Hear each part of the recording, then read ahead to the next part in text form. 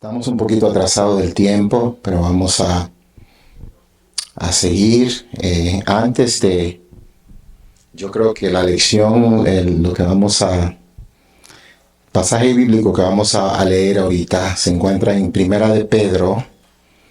Segunda de Pedro, capítulo 1. Vamos a buscarlo antes de entrar en materia, porque antes de leer la razón por la cual Pedro escribió esto, vamos a leer el versículo 12. Primera de Pedro 12 dice: por esto yo no dejaré de recordarlo siempre, estas cosas, aunque vosotros las sepáis y estáis confirmados en la verdad presente. Ahora, hay una razón por la cual Pedro dijo eso. ¿Ok? Y la razón por la cual Pedro dijo eso está fuera de la pantalla. La razón por la cual Pedro dijo eso se encuentra en los versículos del 3 en adelante. Dice de 3 en adelante: como todas las cosas que pertenecen a la vida y a la vida nos han sido dadas por su divino poder, mediante el conocimiento de aquel que nos llamó por su gracia y excelencia. El versículo 4. Por medio de las cuales nos ha dado preciosas y grandísimas promesas, para que por ellas llegáis a ser participantes de la naturaleza divina.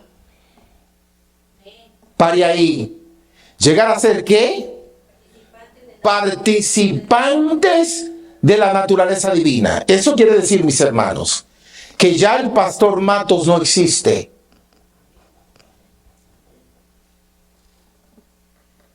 Ahora tengo que tener la mente de Dios, porque fuimos hechos a su imagen y semejanza. O sea, que eso me deja decir a mí que yo tengo que tener las características divinas de Dios. ¿A través de quién? De los méritos de Cristo. Eso se cae de la mata, dando a entender que eso es a través de Él es que podemos alcanzar lo que Pedro aquí está refiriendo. O sea, podemos ser partícipes de la naturaleza divina. Eso es algo, mis hermanos, que si alguien le dice a ustedes que es imposible no pecar, vamos a leer esto para entrar en materia. ¿Por qué entonces vamos a ser pesados? Y la pregunta es: ¿seremos hallados faltos? Sigamos leyendo. De la naturaleza divina, habiendo huido de la corrupción que hay en el mundo a causa de la concupiscencia. Nosotros estamos aquí porque huimos a las cosas del mundo. Estamos aquí porque huimos a las cosas del mundo. Y dice aquí, número 5, vosotros también, poniendo toda diligencia por esto mismo. O sea, Pedro dijo que él huyó, o nosotros huimos, él y con quien huimos eso.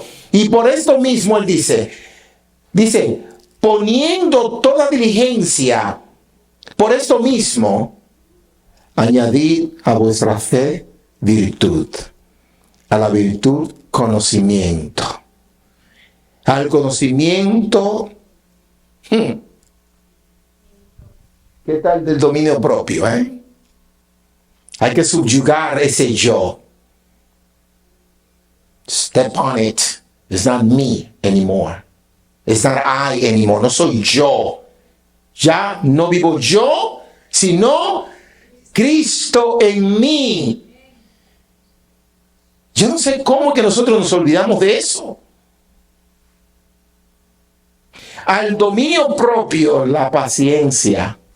Y a la paciencia, piedad, y a la piedad afecto fraternal, el afecto fraternal, amor, porque si estas cosas están en vosotros y abundan, no que estén en nosotros, que tenemos una porción de bondad, que tengamos porción tengamos alguna porción de afecto fraternal, que tengamos alguna porción de paciencia. Ay, ya la paciencia se me agotó. No es que tengamos porciones de esa, sino si estas cosas están en nosotros y abundan. Eso quiere decir que se salga del vaso. Pero lo importante es lo que dice. No os dejarán de estar ociosos ni sin fruto en cuanto a conocimiento de nuestro Señor Jesucristo. O sea, si las cosas estas abundan. ¿Y cuáles son estas cosas? Piedad, mansedumbre, paciencia, amor. Si estas cosas abundan, ¿sabes lo que dice? Tú no serás ocioso en cuanto a conocimiento de Jesucristo. Tú no serás un ignorante en cuanto al conocimiento de aquel que se entregó a sí mismo por ti y murió en la cruz del Calvario. Así que cada vez que tú tengas la voluntad de buscar un cubierto y un tenedor y ponerte un babero y comerte a tu hermano, tú lo vas a pensar doble. Porque si esas cosas abundan en ti, entonces tú no serás ocioso en la cuestión de conocimiento. Pero eso dice, pero el que no tiene esas cosas, tiene la vista corta y es ciego. Hay un adagio, no sé si lo tienen allá en sus países, pero en República Dominicana dice, no hay peor ciego. Exacto, pues lo tienen. Se consigue, tiene la vista corta, es ciego, habiendo olvidado la purificación de sus antiguos pecados. O sea, que lo que el Señor te libró a ti, todo lo contrario de lo que dice arriba, que dice la concupiscencia, dice vosotros también poniendo la diligencia y añadiendo vuestra fe virtud, la virtud, conocimiento, dominio propio, todas esas cosas. A ti parece que se te olvidó y fuiste al cementerio donde está supuesta a ser sepultada esa actitud, el viejo hombre, y lo sacaste y te lo pusiste de nuevo. Porque pues se te olvidó. Por lo cual, el versículo 10. Hermanos, tanto más procurar hacer vuestra vocación y elección firme, porque haciendo estas cosas, ¿qué quiere decir caer? No vas a pecar. Jamás. Si estas cosas sobreabundan en ti. Así que, ¿habrá excusa para yo pecar?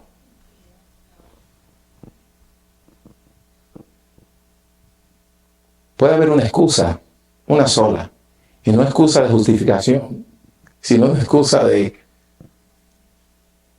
que tú no quieres tener, es hacer lo contrario de eso. ¿Cuál es la excusa? No la quiero hacer. Ahora sí. Entonces nos quedamos que leímos aquí que el vino puede fácil representar que las falsas doctrinas, y sabemos que el vino en el Apocalipsis, lo que dice el Espíritu de Profecía, son las falsas enseñanzas. En la cuestión del domingo hizo beber el furor, o sea que la bestia hizo que los hombres y todo el mundo observen el falso día de reposo.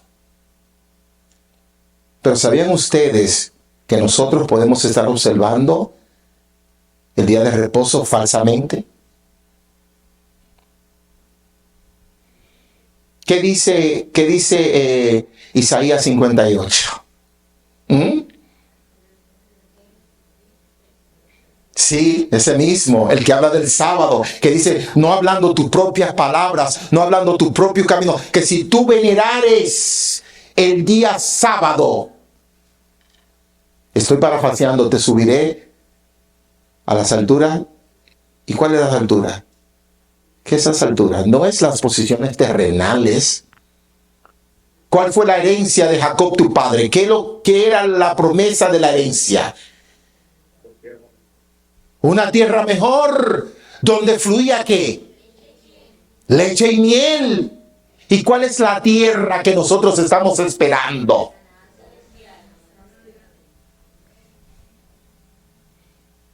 Y si observamos el día santo erróneamente, estamos enseñando a nuestros hijos a observar un día falsamente, el verdadero pero falsamente.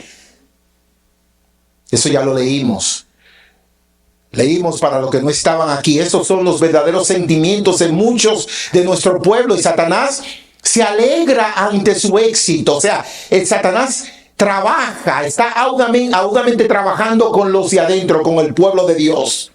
Contigo y conmigo. Él quiere actuar de esa forma. Quiere que tú caigas. Quiere que tú tengas la apariencia de piedad, pero que no la seas. Eso es lo que él quiere. Está teniendo lo del mundo, los protestantes allá afuera, ellos también, porque ellos están definidos. Él quiere trabajar aquí, en la sana doctrina. Yo no estoy hablando de la iglesia adventista, la voz en el desierto. No, la sana doctrina, porque él ya odió el nombre que ustedes tienen. Ya a empezar por ahí, ya él lo odia. Y acuérdense que los problemas que ustedes puedan tener, que yo sé que aquí no hay ninguno, no es por causa de ustedes, sino por el espíritu de Satanás que está obrando en nosotros. Y ahí uno tiene que identificarlo y reprenderlo. Reprenderlo obedeciéndole a Dios y reprendiéndolo, santificando tu vida. Que le gusta el éxito, tiene control en eso. Dice, ellos profesan ser cristianos, los que han engañado, ha entumecido su discernimiento y ha plantado su estandarte infernal en medio de ellos, y ellos están tan completamente engañados que no lo reconocen. El pueblo no ha erigido imágenes talladas. Sin embargo, su pecado no es menor a la vista de Dios. Adoran a Mamón, aman las ganancias de mundanales. ¿Qué vamos a hacer nosotros? ¿O qué estamos haciendo por ganarnos $1 extra? Estamos casi ahí en el sábado, ahí. Ay, porque total, una vez al mes, el Señor tiene que entender que yo tengo que comer. Así piensan muchos. Yo sé que aquí no, pero así piensan muchos. O hacen negocios no fraudulentos, sino nebulosos. O sea, negocios que no son honestos por ganarse $1. Mienten por ganarse $1. Cuidado. Algunos sacrifican su conciencia, como habíamos platicado anteriormente, para obedecer su objetivo. El profeso pueblo de Dios es egoísta y ególatra. Egoísta y ególatra. Y como dice Pedro, hay que repetírselo, porque aunque yo sé que te entiendan todo eso, la verdad, egoísmo ya lo definimos, y la egolatría es yo, sígueme a mí, que yo soy el que estoy bien. Yo soy el que tengo el título de pastor. Sígueme. ¿Que yo qué? Sí, mira mis títulos. Soy yo, ven, por si acaso dudas. Ven, sígueme a mí. Se complacen con la injusticia, no tienen amor a Dios ni a sus semejantes. ¿Por qué es peligroso que nosotros mantengamos un espíritu de contiendas hacia tu prójimo? ¿Por qué? Porque si somos creados a la imagen y semejanza de Dios, tú estás haciendo guerra con el creador de esa persona. ¡Cuidado! Mucho cuidado. Son idólatras y son peores, mucho peores, a la vista de Dios que los paganos adoradores de imágenes talladas que no conocen nada mejor. ¿Qué significan mujeres y concubina? Apareció en el cielo una gran señal. Una mujer vestida de sol, con una luna debajo de sus pies y sobre su cabeza una corona de 12 estrellas. Empezamos, es una nota, dice, empezamos con una escena celestial de esta mujer. Ahora la palabra de Dios podemos saber con confianza lo que representa una mujer en la profecía bíblica. Cuando Dios se refiere a una mujer, ¿a qué se está refiriendo? A una iglesia. Y a concubinas, ¿a qué se refiere? Si yo soy casado, no. Concubinas, si yo soy casado, legalmente casado, y tengo 7, 8, 10 novias o mujeres, esas son mis concubinas. ¿Y cómo se aplica eso al contexto del pueblo de Dios y ser hallado falto? ¿Cómo se conecta eso? Bueno, tú tienes la verdad, tú te casaste con Dios y estás buscando otras enseñanzas de otras mujeres. Y esas enseñanzas, mis hermanos, los líderes que están casados con Dios pueden estar enseñando la relación que tienen con otras mujeres. O sea, atrayendo ideas erróneas de teologías de mujeres, introduciéndola al campamento de los hijos de Dios. Cuidado.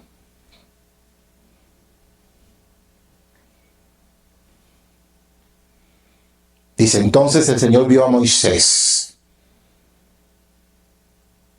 Le dijo a Moisés, desciende pronto, porque tu pueblo que sacaste de la tierra de Egipto se ha corrompido. Miren lo que el Señor, miren la distinción que entonces el Señor hace, porque no apoya ni soporta el error, y si tú le desobedeces, tú te has divorciado de él y ya no eres considerado como tu novia, como su novia o como alguien familiarizado con él. Mira lo que ahora le dijo a Moisés, el pueblo que tú sacaste, cuando él prometió sacarlo con mi pueblo, lo sacaré con mano fuerte.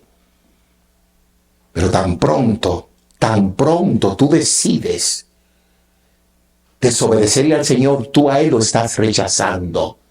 Y él dice, si tú no quieres tener nada conmigo, esa es tu decisión. Mira lo que dice aquí. El pueblo que tú sacaste de Egipto se ha corrompido. Bien pronto se ha desviado del camino que yo les mandé. Se han hecho un becerro de función y lo han adorado y lo han ofrecido sacrificio y han dicho, este es nuestro Dios Israel que nos ha sacado de la tierra de Egipto.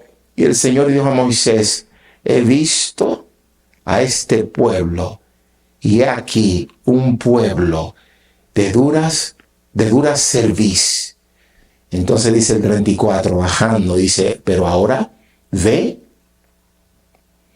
porque Moisés en ese momento le rogó al Señor algo, fue el intermediario. Y cuando Moisés bajó para dar una hipnosis, él bajó y vio la situación. Y el temperamento de Moisés fue ¿cuál? Se enfadó, rompió las tablas y dijo, el que esté al lado de Dios, venga aquí. Cuando eso pasó, subió donde Dios y habló con Dios. Entonces Dios le prometió, dije, pero ahora ve, conduce al pueblo a donde tú te he dicho. He aquí, mi ángel irá delante de ti, mas el día que yo los visite, los castigaré por su pecado.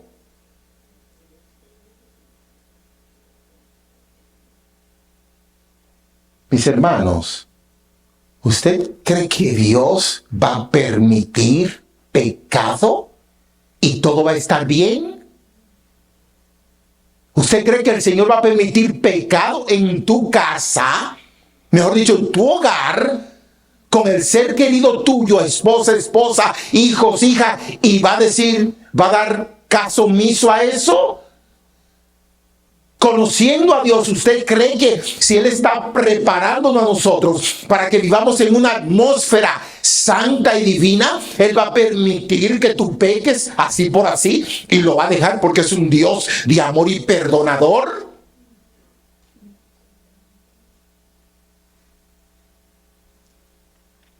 Y el Señor hirió al pueblo por lo que hicieron con el becerro que Aarón había hecho.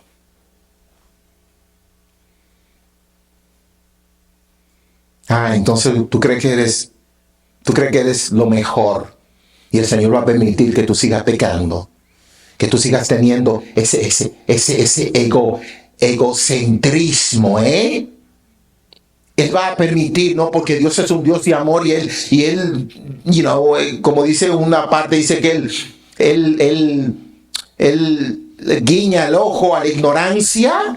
Ya no somos ignorantes. Así que el trabajo de nosotros, mis hermanos, en el derramamiento de la gracia y bondad de Dios, es aceptarla y vivir de acuerdo a eso. Es sencillo como eso, mis hermanos. Es tan sencillo como eso. ¿Acaso es más fácil decirlo que hacerlo? Sí, no estamos luchando con la carne. Estamos luchando con 6,000 y pico de años de pecado, ¿no? Estamos luchando con el río Rivera. Estamos luchando con algo que nosotros no queremos soltar. Aquel pecadito que está incrustado, así que nos gusta. Nos gusta amistarnos con el mundo, con el ejemplo que ya le había dado antes. Pero el Señor nos va a pesar en balanza. Y la pregunta es, ¿eres hallado falto?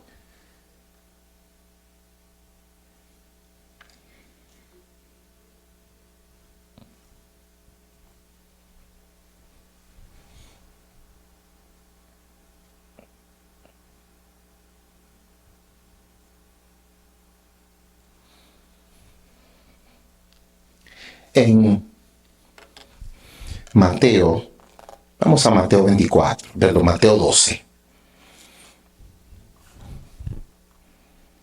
Mateo 12.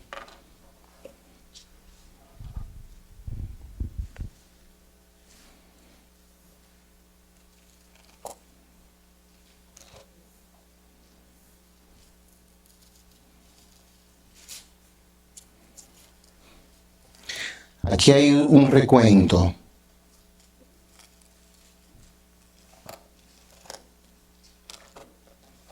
que a mí me gusta traerlo a colación para cazar la importancia de la responsabilidad que nosotros tenemos.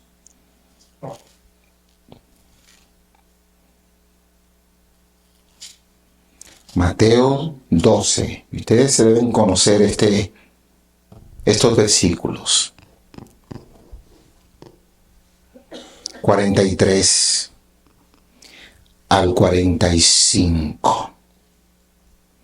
Mateo 12 del 43 al 45.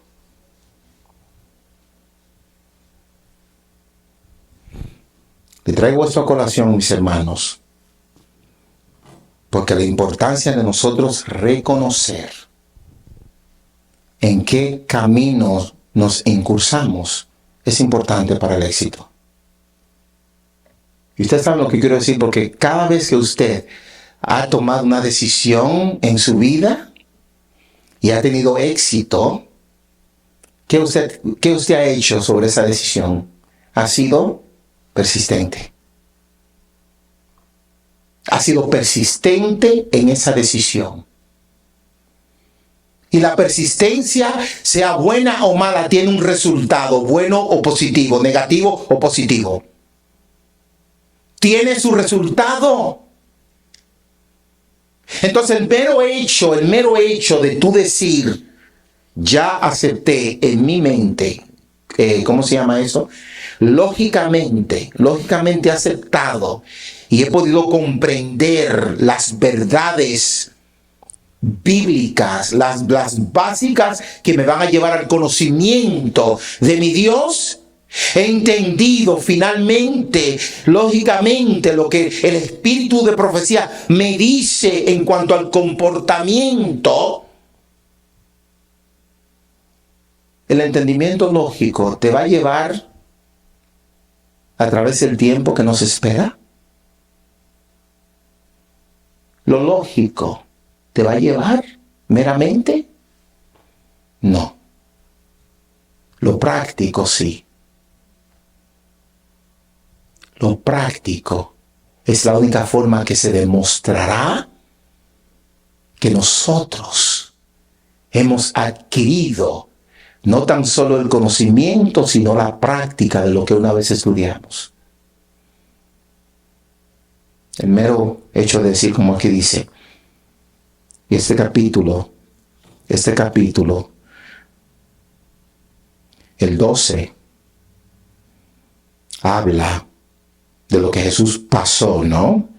Cuando estaba, dice, en aquel tiempo iba Jesús con los discípulos, desde el versículo 1, y tenía hambre y comió. Y ahí se habló, los que lo seguían decían, mira comiendo, lo acusaban como que estaban trabajando. Dice, y pasando de allí, el versículo 9, vino a las sinagogas de ellos. Y aquí, hablaba allí, uno que tenía una mano seca. Y le preguntaron a Jesús, ¿por qué causa?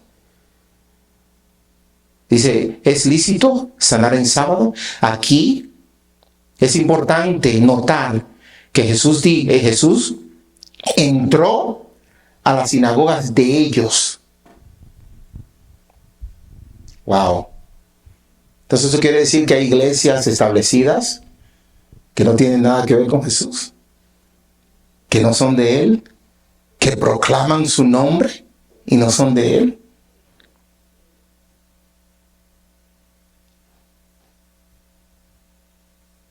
Eso es lo que me dice, las sinagogas de ellos.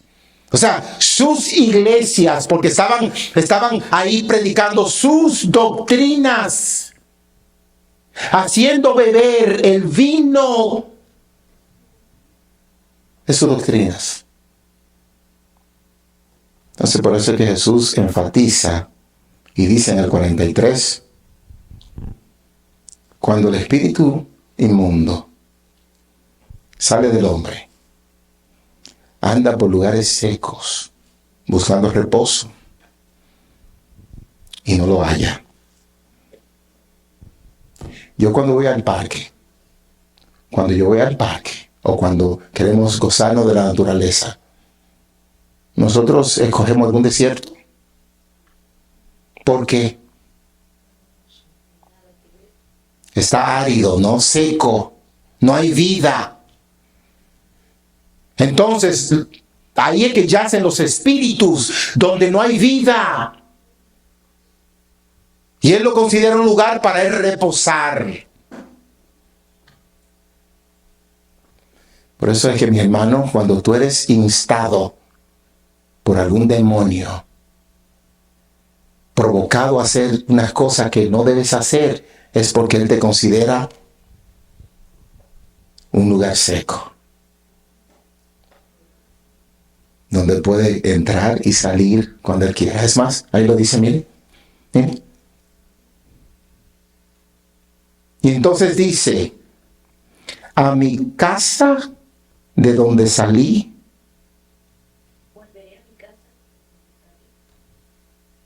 volveré a mi casa de donde salí. O sea, el lugar seco donde Él estaba era de su casa, y volveré. Y Él va a volver. ¿Le hemos de dar la llave a Satanás de tu casa?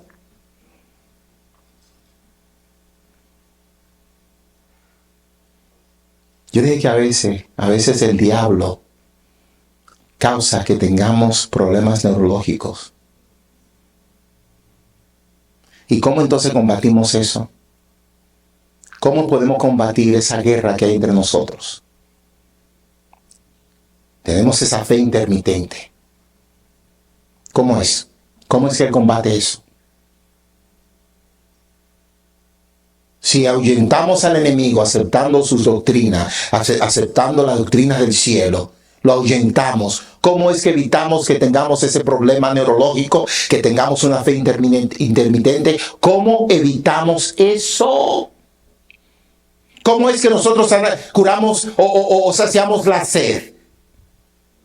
¿Cómo es que saciamos el hambre? Y cada vez que tenemos hambre, ¿cómo la saciamos? Y cada vez que tenemos sed, ¿cómo la saciamos? Entonces, ¿cómo es que nosotros no hemos de saciar el hambre espiritual?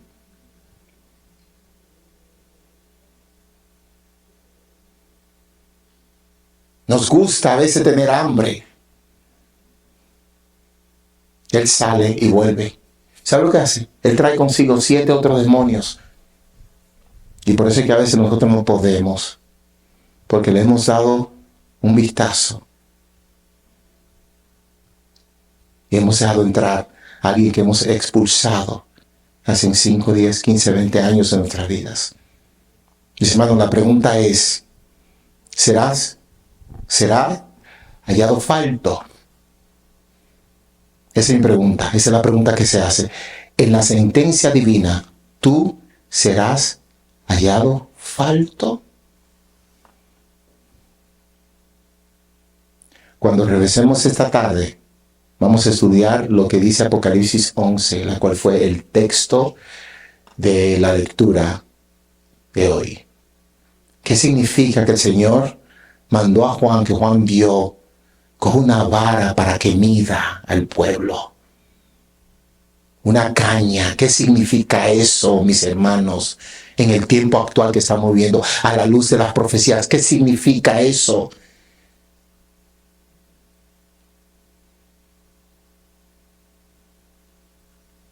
Mi pregunta final es la siguiente. Si nosotros esta noche nos vamos a la cama y no despertamos, ¿cómo está tu vida espiritual? ¿Tú crees que tú te despertarás en la primera resurrección o en la segunda? No contesten. Solo para meditar. ¿Te levantarás en la primera resurrección o en la segunda?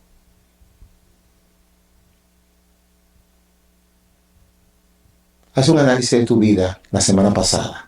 Esta semana que pasó antes del sábado.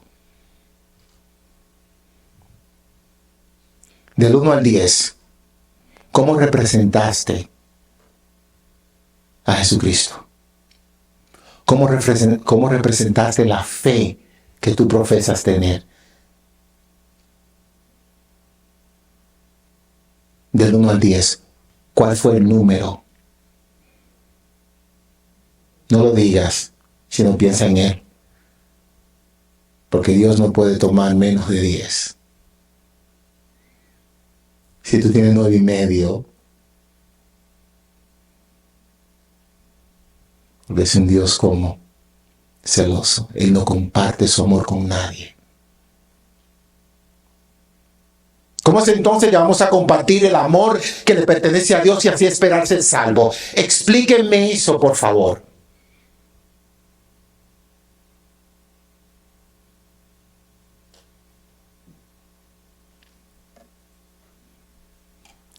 Así que mis hermanos, que lo que Dios hizo por nosotros no sea en vano. Porque de tal manera Él amó a esta iglesia, a la sana doctrina, de tal manera que Él mandó a su Hijo, el único que tenía, para morir, entregarnos el certificado de oportunidad de ser llamados hijos de Él y la oportunidad de entrar al cielo. ¿Aceptarás tú ese certificado? ¿Lo aceptarás y practicarás todos los requerimientos que allí te pidan?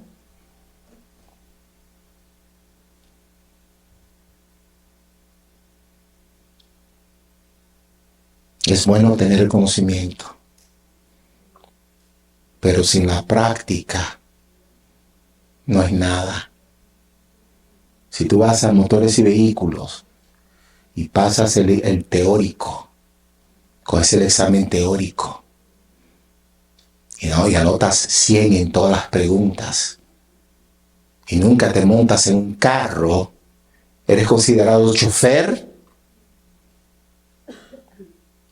Si tú aceptas la doctrina de Cristo y la gente nunca puede notar que tú has cambiado en tu vida, ¿puede considerarte cristiano? Amado Dios, que moras en las alturas de los cielos, Señor, yo sé que es difícil nosotros poder imaginar que tu gracia se agota. Pero no queremos aceptar que se agota porque nosotros la agotamos. Es difícil, Señor, aceptar el factor de que hay cambios que tenemos que hacer, pero esos cambios duelen y le tememos al dolor. Pero ¿qué es preferible? Me pregunto. ¿Será preferible el dolor que sufriremos al final al no aceptar el cambio? ¿O el dolor del cambio que tenemos ahora y gozar por la eternidad? Mientras nuestro Salvador está intercediendo por nosotros y todavía abunda la gracia, te suplicamos, Señor, que no nos sueltes y danos la fuerza para sostenernos de ti. Gracias por haber hecho claro, Señor, tu amor y las oportunidades que tú le das a tu pueblo a arreglar sus vidas. Ayúdanos a pensar en todo, a cuidar nuestras palabras en este día santo, hasta volver y seguir escuchando lo que tu Espíritu dice en el nombre de Jesús. Amén.